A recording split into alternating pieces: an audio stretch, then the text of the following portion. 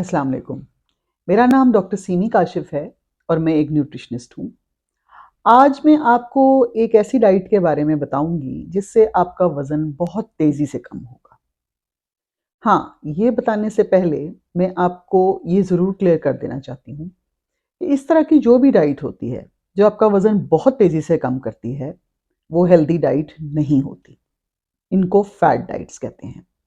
ये वो डाइट्स होती हैं जिसमें आप ड्रास्टिक किस्म के स्टेप्स लेते हैं, बहुत कम कैलोरीज़ यूज़ करते हैं और किसी 1-2 टाइप के फूड आइटम्स यूज़ कर रहे होते हैं, जिसकी वजह से आपकी बॉडी में जो न्यूट्रिएंट्स होते हैं, जो एसेंशियल, उनकी कमी हो सकती है अगर आप यही डाइट लंबे टाइम के लिए इस्तेमाल करें।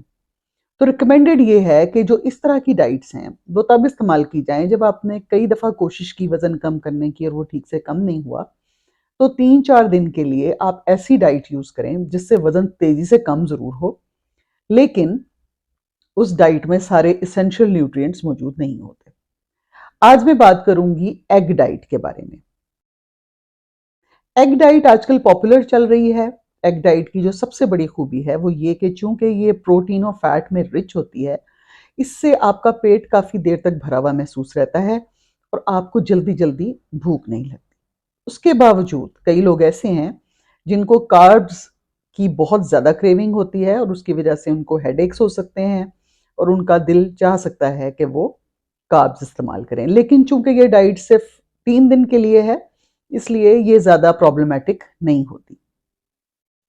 इस डाइट को करने का जो तरीका है वो आमतौर पे ये है कि 6 से 8 अंडे आपने पूरे दिन में इस्तेमाल करने हैं। 3 अंडे आप ब्रेकफास्ट में लेंगे, 2 अंडे आप लंच में लेंगे और 2 अंडे आप डिनर में लेंगे। लेकिन अगर आपसे टोटली सिर्फ अंडे खा के आपको तसल्ली नहीं होती, तो कुछ लोगों के लिए ये डाइट में ये भी रिकमेंडेड है कि आप किसी एक मील को, जिसमें प्रेफरेबली ब्रेकफास्ट को, डिनर को नहीं, ब्रेकफास्ट या लंच में आप अंडे की जगह कोई कार्ब, जिसको आप कहेंगे कि फुल फाइबर कार्ब, जैसे ब्राउन वाले आटे की रोटी या ब्रेड स्लाइस, और वो भी बहुत छोटे साइज का रोटी हो, आप वो इस्तेमाल कर सकते हैं। जो आपको कोई न्यूट्रिशनिस्ट कैलकुलेट करके बता सकता है कि कितने ग्राम की रोटी या कितने ब्रेड स्लाइसेस आप उसमें इस्तेमाल कर सकते हैं। बेहतर यह है कि डिनर के टाइम पे आप ऐसा ना करें।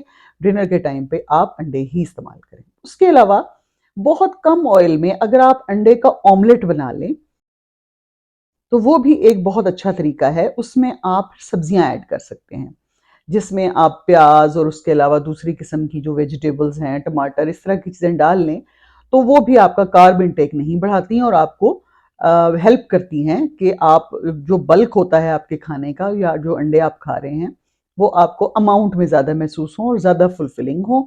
और ज़ाहिर बात है कि जब आप साथ सब्जी इस्तेमाल कर रहे होते हैं, तो उसकी वजह से आपको फुलनेस ज़्यादा फील होती है। आपके अंदर फाइबर भी जा रहा होता है, जो कि अंडे में बिल्कुल मौजूद नहीं है, और उसकी वजह से आपको ये फ़ायदा होता है कि आपको कब्ज़ भी नहीं होती।